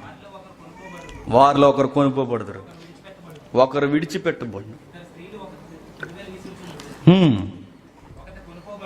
ఒకరు కొనుక్కోబడను, ఒకరు విడిచిపెట్టబడును. బాగా వినాల్సిన మాట ఏంటి చెప్పనా? నవ్వుకునే మాట. 17:34 వచ్చిన. ఆ రాత్రి ఇద్దరు ఒక మంచం మీద ఉన్నారట. ఆగుదాం. ఒకే మంచం మీద ఇద్దరు పడుకునేది ఎవరు చెప్పాలి? నీ పెద్ద ఓపెన్ సీక్రెట్ ఇది. భార్య భర్తలు ఒకే దుప్పటి, ఒకే మంచం, ఒకే కంచం. పెళ్ళిలో ప్రమాణాలు కదండి. నువ్వు నేను ఒకటే, చావు తప్ప మనల్ని ఏది, ఈ భారీ డైలాగు, చావు తప్ప ఏది మనల్ని ఎడదీయలేదన్న భారీ డైలాగ్ అట. మంచం మీద ఒకరు ఉంటారట. చెప్పండి, ఏది మా ప్రియురాలు అనుకుంటా ఉంటారు. రోజు ఎగిరిపోద్ది, నువ్వు ఉండిపోతావు. ఏడు నా ప్రియుడు అనుకుని తెల్లారేసరికి గుడ్ మార్నింగ్ లేదు, ఇంక ఏ మార్నింగ్ లేదు, ఇంక అంత బ్యాడ్ మార్నింగే ఇక. రెప్పపాటున ఎలుగొచ్చేస్తుంది, ఒక్కసారి ఎగిరిపోతారు. నీ ప్రేమించే భార్య నీ దగ్గర ఉండదు, నువ్వు ప్రేమించే భర్త నీ దగ్గర ఉండరు. మంచం మీద ఒకరు ఉంటారు, మరొకరు ఎగిరిపోతారు. ఇద్దరు దేవుళ్ళు ఉంటే ఇద్దరు వెళ్తారు. అందులో ఒకరు ఉండి ఒకరు లేకపోతే ఒకరు ఏడవబడతారు, మరొకరు ఎత్తబడతారట. అంటే భార్య భర్తలు కూడా నిద్రపోయే ముందు కూడా జ్ఞాపకం చేసుకోవాలట. ఏమని చెప్పండి? రేపు ఏమి వండుకుందాం అని జ్ఞాపకం చేసుకోకూడదట. జీడిపప్పు వేయమంటారా, ఏ పప్పు వేయమంటారా, ఈ డిస్కషన్ కాదట. చాలామంది డిస్కషన్ భార్య భర్తలకి. ఈరోజు చెప్పాను మిమ్మల్ని నా పిండి తెమ్మని తేలేదు, రేపు ఏం తింటారు, ఇది భార్య సీక్రెట్. నిద్రపోయే ముందు రేపన్నా సండే కొంచెం ఏదోటి తీసుకురండి. ఏంటది, ఏ మటనో చికెనో ఏదోటి తీసుకురా. ఈ భారీ డైలాగ్ నిద్రపోయే ముందు మాట్లాడుకుంటారు. 10 రూపాయలు అక్కడ దాస్తాను, 20 రూపాయలు ఎక్కడ దాస్తాను, నువ్వు ఏం బాధపడక, ఎల్ఐసి కూడా కడుతున్నాను మానకుండా. ఇన్ని మాట్లాడుకుంటారే, ఈసారి మాట్లాడుకోండి నిద్రపోయే ముందు. ప్రియుడా ప్రియురాలా, ఈరోజు రాత్రి ప్రభు వచ్చేస్తే మన ఇద్దరం వెళ్తామంటావా అని జ్ఞాపకం చేసుకోండి. ఒకవేళ మీకు ఏమన్నా డౌట్ వస్తే అలా మంచం దిగి మంచం మీద చేతులు అనుకుని మోకాళ్ళు వేసి, ప్రభువా మా ఇరువురిని నీ రాకులో కూడా విడదీయొద్దని ప్రార్థన చేయండి. అది భార్య భర్తలు మంచం ఎక్కివే ముందు మాట్లాడుకోవాల్సిన మాటలు ఇవి. కానీ అవి మాట్లాడుకోరండి. ఇలా ఫోన్లో ఆన్ చేసుకుని నీకన్నా నేనే బాగున్నాను చూసారు ఫోటోలు అంత. ఇదిగో ఈ వీడియోలో చూడండి, నేను ఎలా నవ్వుతున్నాను. అలా నవ్వుతూ ఇంకా ఎన్ని మాట్లాడుకుంటారో. ఏదో సినిమా హీరోను సినిమా యాక్టర్ని చూసి నీకులాగా ఉంటుంది అనుకుంటాను నేను. ఆయన ఎవరికి ఎలా ఉంటే నాకు నువ్వు అలాగే ఉన్నావు. నీ ఫోను పగిలిపోద్ది, నీ మంచం పగిలిపోద్ది, చెప్పు, నీ దుప్పటి ఎగిరిపోద్ది. ఆ రోజు ప్రభు వచ్చి ఒకరు ఉంటారు, ఒకరు ఎగిరిపోతారు. జాగ్రత్త. కింద బ్యాచ్ ఉన్నారు చూడండి, 35. ఇద్దరు స్త్రీలు తిరగలి విసురుచుందరు, ఒకరు కొనుక్కోబడును, ఒకరు విడిచిపెట్టబడును. రాత్రులు ఏం రుబ్బుతున్నారు? కల్చర్లోకి వెళ్తే ఈ సందర్భాలు రాత్రులు రుబ్బినట్టే చరిత్ర చెప్తుంది. రాత్రులను ఎందుకు మెన్షన్ చేశారంటే, ఇప్పుడంటే గ్రైండర్లు ఉన్నాయి, ఆ రోజు అందుకే సహజంగా నైట్ టైం జరిగేది. కల్చర్ కూడా చెబుతున్నాడు ఇక్కడ. అయితే వీళ్ళు రుబ్బుతున్నప్పుడు ఏ ఉద్దేశాలతో ఎవరు పప్పు రుబ్బుతున్నారు కూడా ప్రభు చూస్తాడట. ఇందాక అన్న ప్రసంగం ఏంటంటే నాకు ఆ మాట భలే అనిపించింది. ఎవరు ఏ ఉద్దేశాలతో ఉన్నారో దేవుడు చూస్తాడు. పప్పు రుబ్బుతున్నప్పుడు ఒక ఆవిడ అనుకుంటుందట, గార్లికి సిల్లెట్టాలి ఎట్టకూడదని ఒక ఆవిడ ఆలోచిస్తుంది. మరొక ఆవిడ ఏమని ఆలోచిస్తుంది చెప్పనా, ఈ పప్పు రుబ్బుతున్న టైంలోనే ప్రభు వస్తే ఈ పప్పుని అన్నీ ఇక్కడే వదిలిపోవాలని ఆలోచిస్తుందట. అర్థమవుతుంది. వంటకాని ఎలా వండాలని ఆలోచించేవారు ఇక్కడ ఉండిపోతారట. తిండి కొరకు రెడీ అవుతున్నారు, నేను బతుకుతున్నది ప్రభు కొరకు అని ఆలోచిస్తున్నవారు వెళ్ళిపోతారు. నువ్వు వండుతున్నప్పుడు నీ సెన్స్ ఏంటి, నీ గ్రాప్ ఏంటో కూడా ప్రభు కొలుస్తాడట. ఓ నాయనో, ఇలా అయితే యేసుక్రీస్తు రాక నేను ఎలా ఎదుర్కొనేదంటే ఒక్క మాటలు చెప్పాలంటే ఒకే ఒక్క గుర్తు, ఆయన ఎదుర్కోవాలి అంటే ఇదిగో ముందున్న జాగ్రత్తలన్నీ మనకు కనబడుతున్నప్పుడు, నీ కౌగిట్లో నీ భార్య నీ పక్కన ఉన్నప్పుడు, నీ వండుకునే వంటకాలు మీకు రెడీ అవుతున్నప్పుడు మీరు ఒకటి గుర్తుపెట్టుకోండి, నీతిని జరిగించండి. మీరు అనుకోవచ్చు నీతిగా బతికితే వెళ్ళరు, ప్రభు ఇచ్చిన నీతిలో నడిస్తే వెళ్తారు. నీతిగా బతికిన వారందరూ పరలోకం, ఎవడి వలన పరలోకం సాధించడం అసాధ్యం. మేము మంచిగా బతుకుతామని నీతిగా, ఎవడు మంచిగా బతకడు, ఎవడు నీతిగా, మరి ఎలా బతకగలవు నీతి కంటే ప్రభు నీతి మనకి ఇచ్చాడు కనుక ఆ నీతిని భుజాల మీద బతుకు మీద వేసుకుని మనం కొనసాగించాలి. ఆ నీతిని విడవద్దట. ప్రభు నీతి కార్యాలు, ప్రభు నీతి అడుగులు మనం వదలకుండా నడవాలి. అప్పుడు మనం ఆయన్ని ఎదుర్కొంటామంట. ఈసారి టిఫిన్ చేస్తున్నప్పుడు మీకు గుర్తు రావాలి, మీ ఆవిడని అడగండి ఈసారి పప్పు ఏ ఉద్దేశంతో రుబ్బావు అని. నువ్వు సరిగ్గా రుబ్బమ్మాయి అని చెప్పాలి. నేను మీకోసమే రుబ్బానంటే ఆయన ఉండిపోతాడు, ఈవిడు ఉండిపోతాయి, సిలిగర్లు కూడా ఇక్కడే ఉండిపోతాయి. అదొద్దు. నెక్స్ట్ ఎబ్రిల్కి రాసిన పత్రిక 10వ అధ్యాయం, ఎబ్రిల్కి రాసిన పత్రిక 10వ అధ్యాయం 24వ వచనం నుండి, కొందరు మానుకొనుచున్నట్లుగా సమాజముగా కూడుట మానక ఒకరినొకరు హెచ్చరించుచు ఆ దినము సమీపించటం మీరు చూసిన కొలది మరి ఎక్కువగా అలాగూ చేయొచ్చు. ఏమన్నాడు? ఇన్ని పరిస్థితుల మధ్య ఇన్ని గుర్తులు మనకు కనబడుతున్నప్పుడు సంఘము మానకూడని పని ఏంటట? సమాజముగా కూడడం మానకూడదు. మనం ఈజీగా చెప్పండి, ఈజీగా మానేసేది ఏంటి చెప్పండి? సహవాసం. నువ్వు ఎక్కడే కాదు, ఒకవేళ నువ్వు ఆదివారం మిస్ అయ్యి ఏ ఏరియాలో ఉన్నా నువ్వు ఏదో ఒక సహవాసంలో ఖచ్చితంగా వెళ్ళాలి. పక్కన ఏదైనా చచ్చుడు చూసుకోండి, అక్కడికి వెళ్ళాలి, అక్కడికి పాల్గొనాలి, ఏదో ఒక సహవాసం. ఎందుకంటే సార్వత్రిక సంఘంలో నువ్వు ఎక్కడున్నా దేవుని సన్నిధిలో ఉన్నట్టే. అది ఎక్కడే ఉండకరొద్దు. మీరు ఎక్కడైనా ఆదివారం నాడు మీరు మిస్ అవ్వడానికి వీల్లేదు. ఆదివారమే కాదు, సహవాసం ఉందంట, సహవాసం మిస్ అవ్వడానికి వీల్లేదట. ఎన్ని పరిస్థితుల మధ్య విశ్వాసిగా నాకు సేఫ్టీ జోన్ ఎక్కడ ఉందంటే ఒకే ఒక్కటే చెప్పండి, సంఘము మాత్రమే. ఈ పత్తుల మధ్య, ఈ పరిణామాల మధ్య, ఈ రోజు రోజుకి సంపాదిస్తున్న ఈ జ్ఞానం మధ్య, ఈ పురోగభివృద్ధి, ఇన్ని గుర్తులు, ఇవి ప్రమాదాలని నాకు తెలిసినప్పుడు నాకు సేఫ్టీ లాకర్లా ఎక్కడున్నాను, ఎక్కడ ఉండగలను, ప్లేస్ ఏంటంటే చెప్పండి, ఎక్కడ 2-3 కూడుకున్నారో ఆ సహవాసంలోనికి మనం వచ్చేయాలట. మిస్ అవ్వకుండా దేవుని దగ్గరికి, బాగా వినండి, దేవుని దగ్గరికి మనం కోల్పోకుండా మనం ఎప్పుడు ఉండాలంటే సహవాసంలో, సహోదరుల సహవాసంలో మనం ఎప్పుడు ఉండాలట. ఎక్కడొక దిక్కున దయచేసి మీరు ఎక్కడ ఖాళీగా ఉండడానికి వీళ్ళు. అవసరమైతే రోజు మీ గృహాల్లో పెట్టుకోండి, అవసరమైతే రోజు మీరు ప్రార్థన ఎక్కడో దిక్కున అటెండ్ అవ్వండి. ఎక్కడో దిక్కున మంచి విషయం ఏంటి చెప్పిన, మనం ఏ మీటింగ్లోనూ, ఏ ప్రసంగంలోనూ, ఏ ప్రార్థన కొడుకులో ఉన్నప్పుడు ప్రభు వచ్చేస్తే ఎంత బాగుంటుంది చెప్పండి. బైబిల్ చదువుకున్నప్పుడు, ప్రార్థన చేసుకున్నప్పుడు, లేదా ప్రసంగం చెబుతున్నప్పుడు, వింటున్నప్పుడు ఆ టైంలో ప్రభు వచ్చేస్తే ఇక నీకంతా చెప్పండి అదృష్టం అనకూడదు, ఆ పదం బైబిల్ ఒప్పుకోదు, నీకంత ధన్య జీవితం ఇక ఎక్కడ ఉండదేమో. ఎందుకంటే నువ్వు అటెన్షన్లో ఉన్నావు. ఆ టైంలో ప్రభు వచ్చేస్తే ఇంకేంటి, ఇక రిజర్వేషన్ బెత్త కన్ఫర్మ్ అయిపోయినట్టే. ఇక మేఘం ఎక్కేస్తాం, ప్రభుతో పాటు మనం వెళ్ళిపోతాం. మన ప్రభు ఎంత ప్రేమమయుడంటే ఒక రెఫరెన్స్ ఉంది, ముగించేసుకుందాం. 1 యోహాను పత్రిక 3వ అధ్యాయం. ఆయన ప్రేమ మనకు కనబడుతుంది చూడండి. 1 యోహాను పత్రిక 3వ అధ్యాయం 2వ వచనం నుండి. 1 యోహాను పత్రిక 3వ అధ్యాయం 2వ వచనం. ప్రియులారా, ఇప్పుడు మనం దేవుని పిల్లలమై ఉన్నాము, మనం ఇక ఏమవుదుమో అది ఇంకా ప్రత్యక్షపరచబడలేదు. కానీ ఆయన ప్రత్యక్షమైనప్పుడు ఆయన ఉన్నట్టుగానే ఆయనను చూదుము గనుక ఆయనను పోలియుందుమని ఎరుగుదుము. ఆయన యందు ఈ నిరీక్షణ పెట్టుకున్న ప్రతి వాడు ఆయన పవిత్రుడై ఉన్నట్లుగా తన్ను పవిత్రునిగా చేసుకొను. ఎంత బాగుందో చూడండి. ఆయన ఎదుర్కోవడానికి మనం ఏం చేయాలట? ఆ నిరీక్షణలో బ్రతుకుతున్న మనం ఆ రోజు ఆయన ఎలా ఉండబోతున్నాడు ఇంకా ఎవరికి తెలియదట. అది గుర్తులైతే మనకున్నాయి, ఆయన ఎలా రాబోతున్నాడో ఉన్నాయి.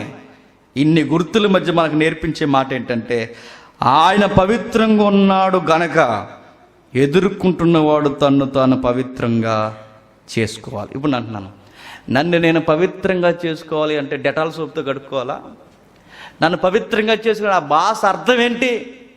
నన్ను పవిత్రంగా చేసుకునేది ఒకే ఒకటి, నన్ను నేను పవిత్రంగా చేసుకోవడం అనేది అసాధ్యం. నన్ను నేను పవిత్రంగా చేసుకునేది ఒకే ఒక్క దిక్కున, యేసుక్రీస్తు రక్తంలో. ఆయనే నన్ను పవిత్రంగా చేయగలడు. ఆయన దగ్గరికి నేను ఇష్టపూర్వకంగా కథ వెళ్ళిపోవాలి. ఆయన నన్ను పవిత్రంగా చేయాలి, ఆయనలా నన్ను తీర్చిదిద్దుకోవాలి. దేవుడు ఎంత ప్రేమమయుడంటే రోజు రోజుకి విశ్వాసుల్ని శ్రమల గుండా, బాధల గుండా, ఇబ్బందుల గుండా నడిపించి ఒక రోజు వచ్చేసరికి ఆయనను పోలేలా ఆయన మనుషులను ఆయన రెడీ చేసేస్తాడట. ఆ స్థితిలోనికి మనం వెళ్ళిన తర్వాత ప్రభువును మనం ఎదుర్కొంటే ఆయన ఎలా ఉన్నాడో మనం కూడా అలాగే ఉంటామట. ఎంత ఎంత ఎంత గుడ్ లుక్ ఒకసారి మీరు ఆలోచించండి. నిజానికి నువ్వు ఎలా ఉండాలనుకుంటున్నారంటే హీరో పేర్లు చెప్తారు మీరు. నువ్వెలా ఉండాలనుకుంటున్నావురా? అలా ఉండాలనుకుంటున్నాను, ఎలా ఉండాలనుకున్నాను. నోర్మై క్రైస్తవులుగా నేను ప్రభువులాగా ఉండాలని ఆ ఇమేజ్ కొరకు పాకులాడండి. ఆయనలా నేను ఉండాలి, సేమ్ టు సేమ్. ఆయన చూస్తే నన్ను చూసినట్లు, నన్ను చూస్తే ఆయన ఆ ఇమేజ్ కొరకు పాకులాడండి. కొంచెం హైట్ ఉంటే బాగున్ను, కొంచెం లావు తగ్గితే బాగున్ను, కొంచెం సన్నగా ఉంటే బాగున్ను, కొంచెం కలర్ ఉంటే బాగున్ను. ఎవరిని చూసి ఈ భాగోతాలు మనకొద్దు. ఎవరిని చూసి వాళ్ళ ఉండాలి, వీళ్ళ ఉండాలి ఏవద్దు. ఎవడు ఇమిటేట్ చేయకండి. మీరు ఇమిటేట్ చేయాల్సింది, ఇమేజ్ పెంచుకోవాల్సింది ప్రభుని చూసి. ప్రభువులా ఉండాలని ఆతృత పడాలట. అలా పడాలి అంటే నన్ను నేను పవిత్రం చేసుకోలేను కనుక నన్ను చేసి ఆయన దగ్గరికి నేను వెళ్ళిపోవాలట. ముగించుకుందామా? కొనసాగించుకుందామా? కొన్ని మాటలు ఉన్నాయి, అది చెప్పకపోతే ఫుల్ అవదనిపిస్తుంది నాకు. కానీ మీ మొఖాలు చూస్తే ఇక్కడ గడియారం కూడా ఆగిపోయింది. ఏం చేద్దాం? మాటలు చాలా ఇంపార్టెంట్. ఎందుకంటే కొన్ని లెసన్లు కొనసాగించలేము, మళ్ళీ కలిపి చెప్పలేము.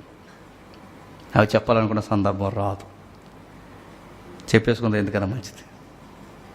భరించండి కొంచెం చెప్పి. మిమ్మల్ని నేను అర్థం చేసుకుంటున్నాను, నన్ను మీరు పెద్ద మనసు చేసి అర్థం చేసుకోండి. దేవుని సన్నిధిలో నిలబడి చెప్తున్నా, నిద్ర లేకుండా ప్రిపేర్ అయ్యాం కనుక కనీసం జాలిపడైనా వినండి. కొన్ని మాటలు నిజంగా ఇది మాట చాలా గుండెల్లో ధైర్యం, బాధ్యత, ఆశ రేపుతా. చూడండి ఒకసారి యోహాను సువార్త 13వ అధ్యాయం. యోహాను సువార్త 13వ అధ్యాయం. యోహాను సువార్త 13వ అధ్యాయం మొదటి వచనం. తాను ఈ లోకములో నుండి తండ్రి యొద్దకు వెళ్ళవలసిన గడియ వచ్చినని లోకములో ఉన్న తన వారిని ప్రేమించి వారిని అంతం వరకు ప్రేమించను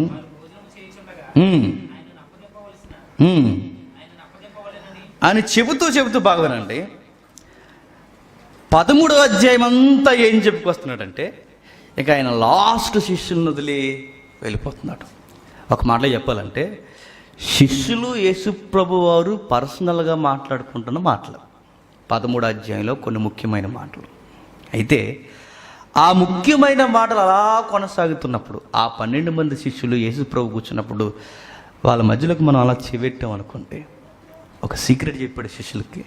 ఏమన్నాడంటే 14 మొదటి వచనం, మీ హృదయాలను కలవరపడనీకుడి, దేవుని యందు విశ్వాసం ఉంచేవారు నా యందును విశ్వాసముందురు.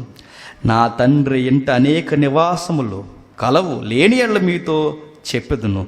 మీకు స్థలము సిద్ధపరచ వెళ్ళుచున్నాను. నేను వెళ్ళి మీకు స్థలము సిద్ధపరచిన ఎడల నేనుండు స్థలములో మీరును ఉండులాగును మరలా వచ్చి నా యొద్ద ఉండుటకు మిమ్మును ఎంత బాగుందో చూడండి. ప్రభు శిష్యులు రహస్యంగా మాట్లాడుకున్న ఆ మాటలు ఏంటంటే వెళుతున్నా నేను ఒకరోజు వస్తాను. వచ్చినప్పుడు మీకు ఒక గిఫ్ట్ ఏంటో చెప్పినా, ఎవరెవరికి ఏ ప్లేస్ ఉండాలి నేను అన్నీ రెడీ చేస్తాను. పరిశుద్ధాత్ముడు ప్రభు మనల్ని ప్రేమించి ఆ మాటలు రహస్యముగా ఉండిపోకూడదని మన చెవులు కూడా అక్కడ పెట్టాలని మన కొరకు రాయించడం. ఒక మాట చెప్తున్నా, 12 మందికే కాదు, ఆయన వెంబడించిన ప్రతి ఒక్కరికి ఊహించినంత బహుమానం ఏంటంటే, ఆయన వెళ్ళింది ఎందుకట? మనకి స్థలాలు సిద్ధపరచడానికి. జగన్ గారు ఇచ్చే స్థలాల మీద ఉన్న మోజు చెప్పండి, సెంటిన్నర మీద ఉన్న మోజు ప్రభు మాటిచ్చలేడు. ఇక్కడ వాగ్దానాలు చేసిన రాజకీయ నాయకులైన ఒక అడుగు ఆలస్యం వచ్చేమో కానీ, ఆగొచ్చేమో కానీ, ఆపే వచ్చేమో కానీ, బడ్జెట్ లెక్కలో మేనిఫెస్టో తేడా వస్తే ఆపేచ్చేమో కానీ, మన ప్రభు మాట ఇచ్చిన వాడు నమ్మకమైన వాడు. ఆయన ఏమన్నాడంటే, ఇదిగో మీకు స్థలాలు రెడీ చేయడానికి వెళ్తున్నాను. సెంటిన్నర కాదు, ఆ శాశ్వతమైన స్థలం నేను రెడీ చేయడానికి వెళ్తున్నా. మీకు సీక్రెట్ చెప్పేస్తాను శిష్యులారు, 3.5 సంవత్సరాలు నాతో తిరిగారు కాబట్టి మీరు ఏం కలవరపడిపోకండి. నేను చంపేస్తారు, సిలివేసేస్తారు, మరలా 3వ రోజు లేస్తా. ఎలా వెళ్ళానో మరలా అలాగే వస్తా. ఈ 40 రోజుల్లో క్రైస్తవం జ్ఞాపకం చేసుకోవాల్సిన ముఖ్యమైన మాట ఏంటి చెప్పిన, శ్రమల గుండె వెళ్ళిన ఆయన, బాధల గుండె వెళ్ళిన ఆయన, మరణించి తిరిగి లేచి మేఘాల మీద వెళ్ళిన ఆయన ఎలా వెళ్ళినోడు మరలా అలాగే వస్తాడు. వచ్చేటప్పుడట ఎవరెవరికి ఏ డాక్యుమెంట్స్ ఇవ్వాలో పట్టుకుని వస్తాడట. అంటే ఏ పేపర్ అనేది A4 సైజ్ అని అడగండి, అర్థం అవడానికి చెప్తున్నా.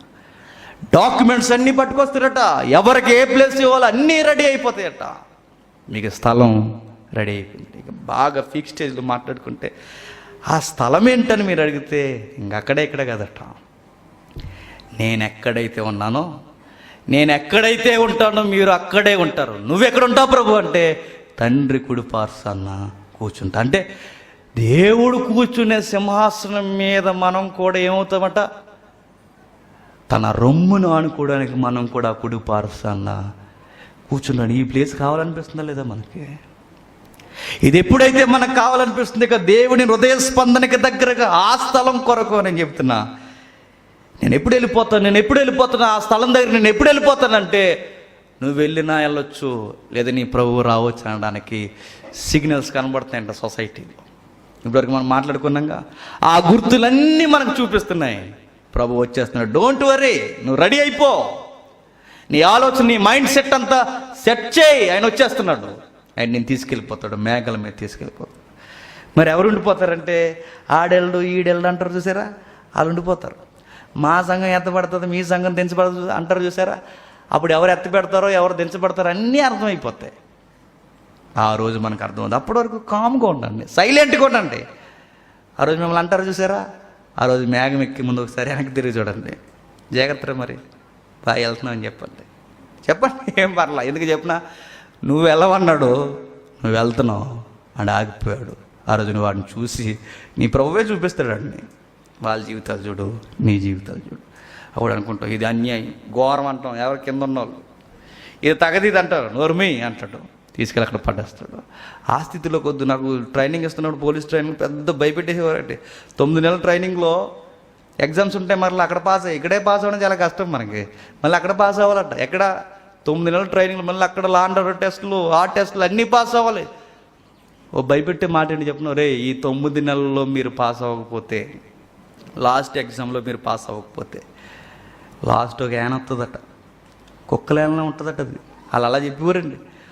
ఆ యాన్లో ఎవడైతే ఫెయిల్ అయిపోయాడు అని అందులో వేసేసి మరలా ఇంకో 4-5 నెలలు ట్రైనింగ్ ఇంకొక రాష్ట్రం తీసుకెళ్ళిపోతారట. అందరికీ మొదలు ఏముండేది చెప్పినా, ఆ కుక్కలేని ఇప్పుడు వచ్చేస్తుందా అనుకుంటా అందులో వేసుకుని మళ్ళీ ఎక్స్ట్రా ఈ 9 నెలల ట్రైనింగే భరించడం కష్టం. ఈ మరలా ఇక్కడ పాస్ అవ్వకపోతే మరి నాకు పెద్ద డౌట్ ఏంటంటే, మరి అక్కడ ఫెయిల్ అయిపోతే మళ్ళీ ఏనొస్తుంది, మళ్ళీ తీసుకెళ్తుంది. ఇంకే సంవత్సరం పడుకు మనల్ని తిప్పుతూనే ఉంటుంది. ఈ యాన చూసి నాకు భయం వేసేది. నేను అంటున్నాను, ఆ సీన్ ఈ లైఫ్ ఎండింగ్లో జరిగితే యాన ఏమొస్తుంది చెప్పినా, మేఘం వస్తుంది. ఆ మేఘం పాస్ అయిన వారందరూ ఎక్కుతారు, ఫెయిల్ అయిన వారికి వేరే మేఘాలు వస్తాయి. చీకటి కమ్మెద్ది, లైట్ ఆరిపోద్ది, అక్కడికి పోతాం. ఇక మన పరిస్థితి ట్రైనింగ్ అదే కదా చెప్పండి. చెప్పండి అక్కడ ఏముంటుందో? కష్టము, వేదన, ఇబ్బంది చాలా ఉంది. కానీ వద్దెక్క, ఈ పరిస్థితి బాగోలేదని నాకు అర్థమైంది. టూకుగా కొన్ని మాటలు మాత్రం చెప్తారు, రెఫరెన్స్ తీయకుండా. బైబిల్లో రాయబడిన మాట ఏంటంటే, ఇంటికి వెళ్ళినారు చదువుకోండి. మత్తయిలో తండ్రి మహిమ గలవాడై ఆయన రాబోతున్నాడని చెప్పాడు. మొదటి రాకడలో ఆయన దీనుడుగా, బాలుడుగా, శిశువుగా వచ్చాడు. రెండవ రాకడలో తండ్రి మహిమతో రాబోతున్నాడు. నెక్స్ట్ దెసలోనికలో మహాప్రభావంతోనూ మేఘారుణుడై వస్తున్నాడు. ఆయన ఎదుర్కోవడానికి రెడీగా ఉండాలట. ఇక 3, ప్రతి నేత్రమైన చూస్తుందన్న ప్రకటన గ్రంథం చెప్తుంది. ఏమవుతుందట? ప్రతి నేత్రమైన చూస్తుంది. ఏ నేత్రాలు చూస్తాయంటే ఆయన పొడిచిన వారు కూడా ఆయన్ని చూస్తారట. ఆయన పొడిచిన వాళ్ళు ఎలా చూస్తారంటే, బైబిల్ అన్న మాట ఏంటంటే, ప్రతి వారు తమ తమ వరుసల్లో పొడిచిన కూడా లేబడతారు. లేచి వీళ్ళు చూసేది ఏంటంటే, ఆ రోజు ఈయన్నే మేము పొడిచాం. బాహ్యంగా పొడిచిన వారు ఆయన చూస్తారు, బాహాటంగా ఈ రోజుకి ఆయన పొడుస్తున్న వారు చూస్తారు. ఒక్క మాటలో చెప్పాలంటే, ఆయన బాధపెట్టిన ప్రతి ఒక్కరు చచ్చి బతికి మరలా ఆయన్ని చూస్తారు. ఆయన రాక ఎలా ఉంటుందంటే, మహాప్రభావంతో భయంకరమైన స్థితిలో ఆయన రాబోతున్నాడు. బతకనోడికి భయం, బతికినోడికి చెప్పండి ఆనందం. ఆనందంలోకి వెళ్ళాలని కోరుకుంటున్నా. మన శరీరాలు మారిపోతాయి. స్కయమైన శరీరం అక్షయత ధరించుకుంటుంది. ఘనహీనమైన శరీరం ఘనమైన శరీరంగా మారిపోద్ది. బలహీనమైన శరీరం బలమైన శరీరంగా మారుతుంది. ప్రకృతి సంబంధమైన శరీరం ఆత్మ సంబంధమైన శరీరంగా మారిపోద్ది. మర్థమైన ఈ శరీరం అమర్త్యమును ధరించుకుంటుంది. ఒక్క మాటలో చెప్పాలంటే, దేన శరీరం చెప్పండి మహిమ శరీరముగా మారిపోద్ది. ఆ రాకలో ఇన్ని జరుగుతాయి. అందరికీ పునరుద్ధానం ఉంటుంది, బతికినోడికి బతకనోడికి. అయితే పునరుద్ధానంలో వ్యత్యాసం ఉందట.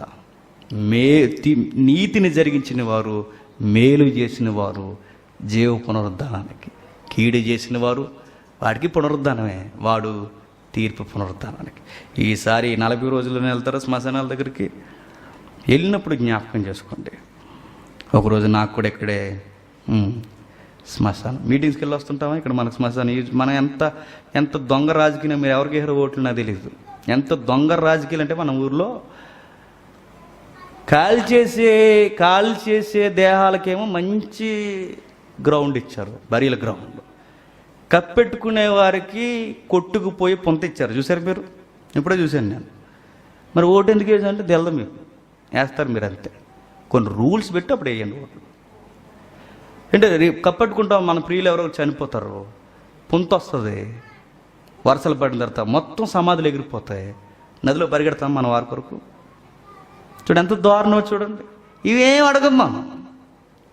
బరియల కోసం మనకి ఎందుకంటే పోయాక అక్కడ దగ్గర కప్పెట్టేస్తారులే. మనకు ఒక ప్రాజెక్ట్ ఉంది, ఎక్కడ కప్పెట్టారో మళ్ళీ అక్కడి నుండే లేవాలి.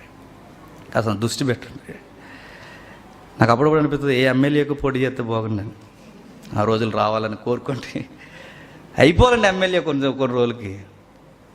ఆ రోజు అన్నీ సగబెట్టాలి కానీ అనుకుంటాను, వెళ్ళకూడదు. కానీ ఒకవేళ వెళితే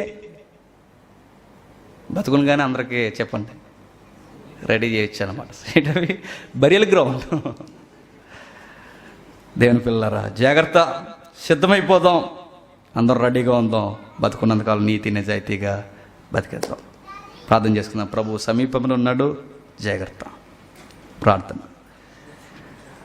పరలోకమందున మా తండ్రి, ఎన్నో సంగతులు ఉన్న తండ్రి, మానవులుగా మా దేహాలు మా మాట వినవు గనక తండ్రి, శరీరంలో బలహీనత కలిగిన వారం కనుక తండ్రి, మీ మాటలు వినడానికి కూడా మా మనసు తండ్రి సిద్ధంగా లేదని గుర్తించి తండ్రి మమ్మల్ని క్షమించి ముగింపులోనికి మమ్మల్ని నడిపించినందుకు మీకు స్తుతులు స్తోత్రములు తండ్రి. విన్న మాటలు విడిచిపెట్టక తండ్రి, ఈ కాలాన్ని చూసి తండ్రి, కాలం వ్యర్థమైపోయిందని ఎవరో తండ్రి పొరపాటును అనుకొనక, ఒకవేళ అనుకుంటే అది భయంకరమైన పరిస్థితి తండ్రి.